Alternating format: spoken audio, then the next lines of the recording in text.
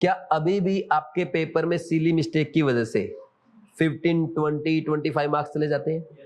ठीक। क्या आपको पेपर पूरा अटेम्प्ट करने में प्रॉब्लम आती है? आती है ना। और थर्ड, क्या ओएमआर में मिस्टेक होने की वजह से आपके मार्क्स कट रहे हैं? ये 3 ऐसी प्रॉब्लम्स है जो एक एवरेज बच्चे को पेपर में कम से कम मिनिमम 6 क्वेश्चंस और मैक्सिमम 10 to 12 क्वेश्चन गलत कराती है। आप नोटिस करना जा करके, भाई आपका सिली मिस्टेक हो गई, हर बार 2 से 4 क्वेश्चन चले जाते हैं। आपका पेपर पूरा नहीं हो पाया या जल्दबाजी में पेपर किया तो 3-4 क्वेश्चन उसकी वजह से या तो सोल्व नहीं कर पाते या गलत हो जाते हैं, और 2-3 ओएमआर की वजह से। तो आप ये मान के चलो 3, 2, 5, 2, 7, 7 से 11 क्वेश्चन हर एवरेज स्टूडेंट के गलत होते हैं। अगर ये सुधार दें हम, यहां पे 7 मिस्टेक, 10 मिस्टेक, 11 मिस्टेक करने की बजाय इन मिस्टेक को अगर 2 पे ले आए, यानी 5 से 6 क्वेश्चन ठीक हो जाएंगे आपके। और 5 से 6 क्वेश्चन ठीक होने का मतलब 20 से 24 नंबर नहीं, 25 से 30 नंबर। क्यों? क्योंकि -1 से बचा रहे हो आप उसको, और इसमें आपको एक्स्ट्रा एफर्ट नहीं लगाना, सिर्फ अपना मेथड इंप्रूव करना है। तो अगर 25 से 30 नंबर किसी एवरेज बच्चे के बढ़ जाए, समझ रहे हो इसका मतलब क्या है?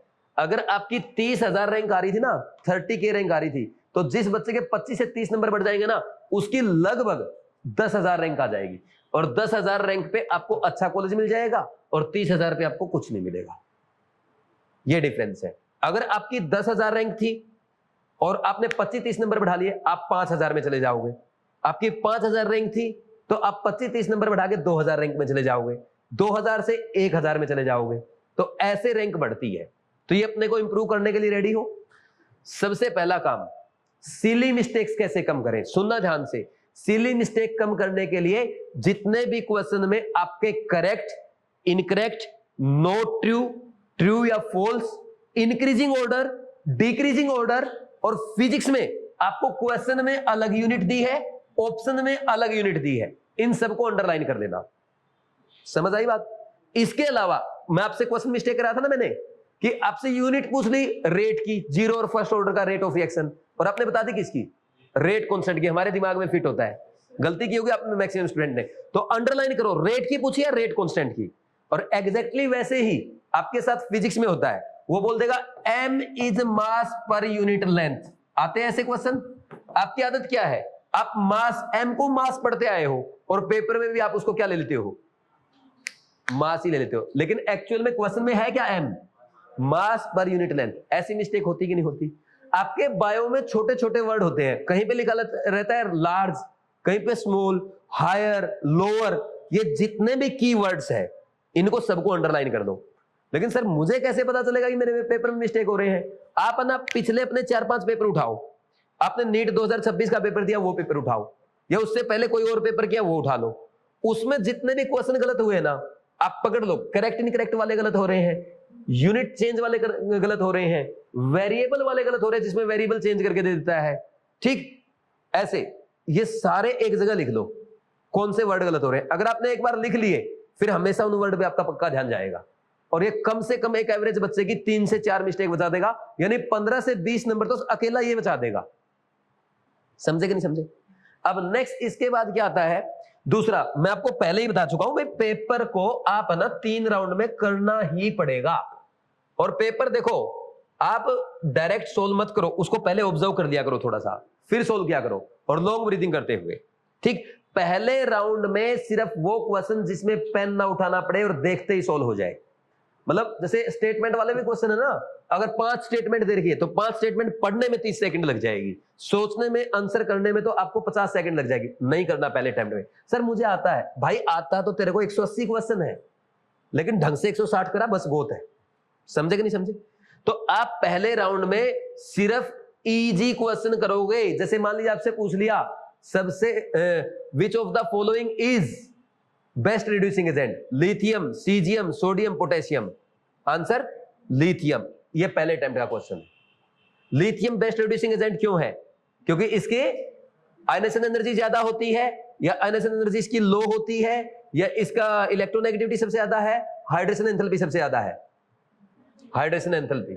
समझ आ गया? ये फर्स्ट अटेम्प्ट का क्वेश्चन है। ऐसे ही बायो में वन लाइनर क्वेश्चन जो आते हैं, सेकंड राउंड में आप असर्शन रीजन करोगे, ऐसे मैच द कॉलम करोगे जिसमें सोचना पड़े, ऐसी ऑर्गेनिक केमिस्ट्री की रिएक्शन करोगे जिसमें आपको लिख के देखना पड़े, या ऐसी कैलकुलेशन करोगे फिजिक्स और फिजिकल की जिसमें सिर्फ सिंगल फॉर्मूला है और ऑप्शंस में भी टफ आंसर नहीं है, सीधे सीधे दूर दूर वाले आंसर है।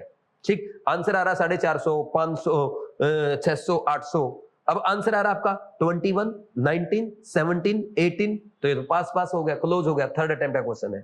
थर्ड अटेम्प्ट में ये मीडियम लेवल के क्वेश्चन हो गए। थर्ड अटेम्प्ट में वो क्वेश्चंस करेंगे जो जिसमें डेरिवेशन करना पड़े, जिसमें कैलकुलेशन के 2-3 स्टेप आए। जैसे अभी आज देखा था ना हमने थर्मो के क्वेश्चन, वो क्वेश्चन थर्मो के, सॉल्यूशन के, आयोनिक इक्विलिब्रियम के, मोल कॉन्सेप्ट के, एटॉमिक स्ट्रक्चर के, फिजिक्स के टफ कैलकुलेशन वाले क्वेश्चन। और इससे भी ज्यादा इंपॉर्टेंट, बस एक बात जरूर मान लेना, किसी भी क्वेश्चन को 2 बार से ज्यादा नहीं पढ़ेंगे। आपने एक क्वेश्चन 2 बार से ज्यादा पढ़ा, आपके 4 नंबर गए, कम से कम 1000 रैंक पीछे हो जाएगी। 2 बार से ज्यादा मत पढ़ना। आपने मेरे पास बहुत अच्छे से इनऑर्गेनिक सीखी है, आपको आता है, लेकिन क्वेश्चन 2 बार पढ़ लिया, तीसरी बार पढ़ते ही है ना, ये बायो का नुकसान करेगा। और एक अगर आपने 2 बार से ज्यादा अगर 4-5 क्वेश्चन पढ़ लिए ना, वो आपकी 10-12 मिनट खा गए, तो गए 40 नंबर, भूल जाओ। 40 नंबर गए मतलब सिलेक्शन नहीं होगा। And third and most important, OMR कैसे फिलअप करते हो? या तो साथ के साथ फिलअप करते हैं, कुछ बच्चे टिक कर लेते हैं, ऐसा मत करो। ओएमआर भरते टाइम आपने फर्स्ट राउंड की बायो की, ओएमआर साथ में फिलअप करो। बायो फिलअप कर रहे हो लॉन्ग ब्रीदिंग करते हुए, इससे क्या होगा, दिमाग वापस से रीसेट हो जाएगा, केमिस्ट्री में फोकस बढ़ जाएगा। केमिस्ट्री का फर्स्ट राउंड किया, ओएमआर भर दो। फिजिक्स का फर्स्ट राउंड किया, ओएमआर भर दो। तो ऐसे 100 क्वेश्चन की ओएमआर आपने साथ साथ भर ली और ब्रेक्स में भर ली, मतलब एक साथ भी पूरी नहीं भरी और एक भी नहीं भरा, मतलब मिक्स स्ट्रेटजी लगाई। फिर सेकंड और थर्ड राउंड की ओएमआर क्या करेंगे, 1 बाय 1 भरेंगे। अगर आपने ऐसा ये काम कर दिया तो ओएमआर में मिस्टेक होने के चांस कम हो जाएंगे। यानी ये मान लो कोई बच्चा अगर 3 मिस्टेक करता था, या तो उसकी एक भी मिस्टेक नहीं होगी, या ज्यादा से ज्यादा 1 मिस्टेक होगी। जो बच्चा पेपर में टाइम मैनेज नहीं कर पाता था, अगर मान लीजिए वो 4, 5, 6 क्वेश्चन या तो गलत कर देता था जल्दबाजी में, या 4, 5, 6 क्वेश्चन छोड़ के आता था, तो उसका या तो 1 क्वेश्चन मैक्सिमम गलत होगा या होगा ही नहीं, या छूटेगा।